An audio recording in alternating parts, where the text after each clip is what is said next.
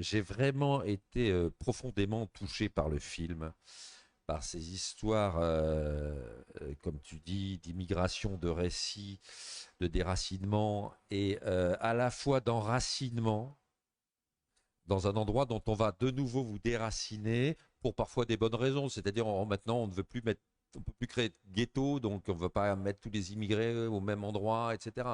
Donc après, on peut comprendre, mais ce qui est intéressant, comme tu le disais, c'est qu'on ne voit pas les autres points de vue. On ne voit pas le point de vue de la mairie, on voit à peine le point de vue des gens qui sont là pour décider dans quel appartement on va les reloger. Donc on est dans une sorte de huis clos pratiquement avec ses habitants. Je trouvais ça très fort formellement parce que là, pour une fois, on avait entendu, puisqu'il y avait la présentation avant le film et les deux réalisateurs avaient dit qu'ils avaient vécu là 3 mois. Et il y a quelque chose qui se sent dans le fait du choix formel qui est très fort de rester dans ces îles, comme isolés avec ses habitants, et ces histoires qui sont à la fois terribles, fortes. On n'est pas dans des tragédies, mais on est dans des histoires fortes de gens, et il y a de l'humour. C'est-à-dire que il y a des moments qui sont hallucinants, très drôles. Donc on est en empathie avec les personnes qui sont là, qui sont filmées, qui racontent leur histoire, mais qui ont un humour avec les petites filles, avec les vieilles dames qui sont là toutes les deux, l'une se moquant un peu de l'autre. Ah, Et c'est les vieilles du Muppet Show, hein, elles sont alors, extraordinaires. et il y a des moments qui sont vraiment jouissifs. Et en même temps, ce qui se raconte est très très fort sur. Alors, je sais qu'en ce moment, on parle beaucoup au niveau politique des questions sur l'héritage avec les élections à venir et que fait-on de l'héritage, etc. Et moi, même au-delà de ces questions de déracinement, il y a un truc qui m'a plu là-dedans et je me disais, tiens, c'est un truc sur effectivement l'héritage. C'est-à-dire, qu'est-ce qu'ils vont transmettre, eux qui sont déjà partis, donc ils sont partis, ils veulent pas retourner, ils veulent pas le retourner soit au Maroc, en Algérie, en Chine, etc. Non, ils veulent rester sur place, ils sont bien dans cette ville, ils sont bien dans ce pays. Et en même temps, qu'est-ce qu'ils vont transmettre? Et souvent, on transmet une maison quand on transmet quelque chose. Pour les gens qui peuvent le faire, c'est la petite maison à la lutte d'une vie, quoi, le combat d'une vie. Donc, on aimerait pouvoir la transmettre à ses enfants. C'est un peu ou l'appartement ou le voilà. Et là, eux, en fait, ils vont pas pouvoir transmettre. Moi, il y a comme cette vieille dame à un moment donné qui dit, mais moi, les photos, je m'en débarrasse. Ça Elle va se m'encombrer. débarrasse. C'est waouh, on voit ça. Elle va se débarrasser de son histoire. Elle montre ses photos, mais elle dit non, non, les albums, je veux plus, j'en veux plus. Et donc le fait qu'ils restent, que ces réalisateurs restent avec eux, n'aillent pas chercher autre chose, comme tu dis, filme un peu les immeubles, donne. Il y a une vraie. Là, la résonance, elle est forte à chaque fois. Parce que même en plus, même on est pris parce qu'on rit avec eux, mais on se dit, voilà, on leur coupe à un moment donné, ils ont aimé cet endroit, ils aiment encore cet endroit, c'est ce qu'ils ont envie de transmettre, leurs familles peuvent vivre autour, et en fait cet endroit va être détruit. Bon, ça peut être aussi l'histoire de la vie, voilà, ça peut arriver dans d'autres circonstances, mais ce truc-là, moi, je reste encore avec cette histoire-là. Il y a quand même un petit miracle qui, je pense, est hyper dur à accomplir. C'est la jonction entre les individus, la manière dont ils sont filmés, avec à chaque fois des scènes, des plans fixes où ils se racontent et où ils sont tour à tour touchants, drôles. On passe Émouvant. par plein de choses. euh, et donc cette jonction entre les individus et le plus global. On parle du huis clos depuis tout à l'heure, du huis clos à ciel ouvert, de ces tours HLM comme ça qui se posent au milieu d'un paysage un peu hors du commun, proche de la science-fiction comme je le disais. Et les deux s'articulent de manière hyper fluide, hyper limpide sur un film d'1 heure.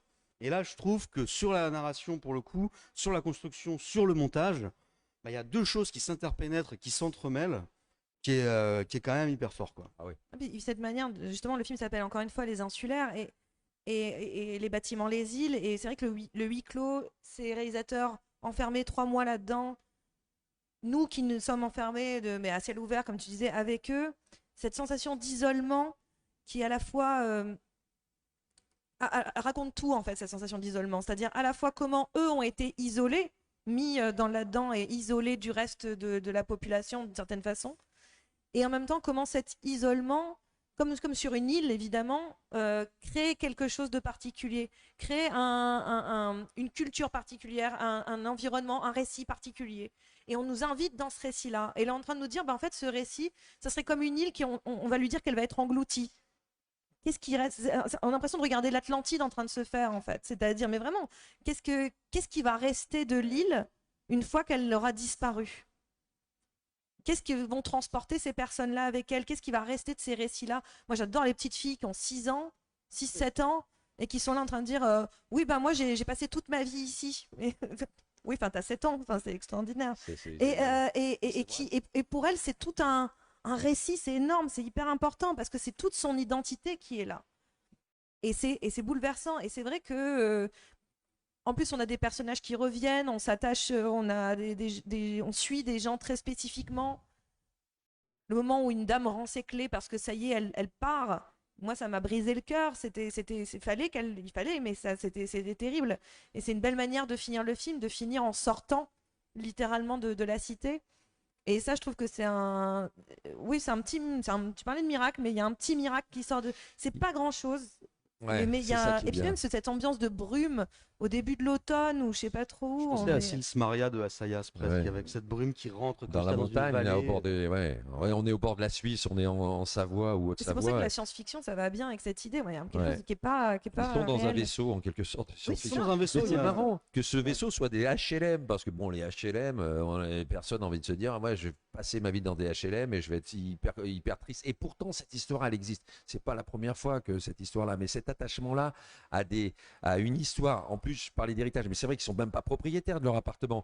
Et en plus, on nous montre des appartements qui sont presque mieux, parce qu'à un moment donné, on va voir un chantier et on voit qu'effectivement, c'est pas si mal où ils vont être logés.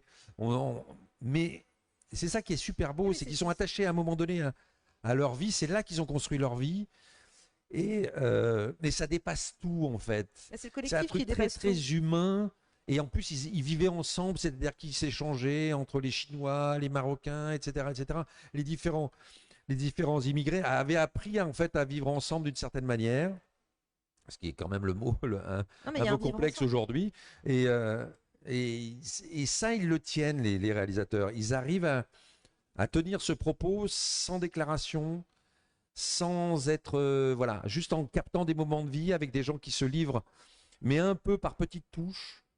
Et c'est quand même très joli. C'est quand Bah, même il y a un bien. film de fiction qui était sorti l'année dernière, enfin, qui s'appelle Gagarine. Je ne sais pas si vous Oui, l'avez vu, c'est mais exactement ça. C'est un peu. Gagarine, qui Ça est résonne un avec film Gagarine. magnifique sur une cité, pareil, sur un garçon qui ne rêve que d'astronomie, pardon, d'astronomie, et la cité va être détruite et qui va tout faire pour essayer de préserver sa cité. Et on retrouve exactement la même chose, mais dans un dispositif de documentaire. Et toujours avec cette ambiance de science-fiction, d'ailleurs. C'est très beau, en fait. Non, mais il y a quelque chose dans les insulaires qui est. Il y a une filiation avec De Bruy et de Fureur aussi. Ouais. Dans le côté science-fictionnel de ces paysages presque parfois, non pas lunaires dans le cas de celui-là, mais un peu. Non, c'est Carpenter, c'est Fogg, quoi. Ouais, il y a de ça, ouais. Non, mais il y a un truc, c'est assez. Et sur un truc qui, l'air de rien, mine de tout. Et ça, c'est quand même très fort de savoir créer ces moments-là en documentaire.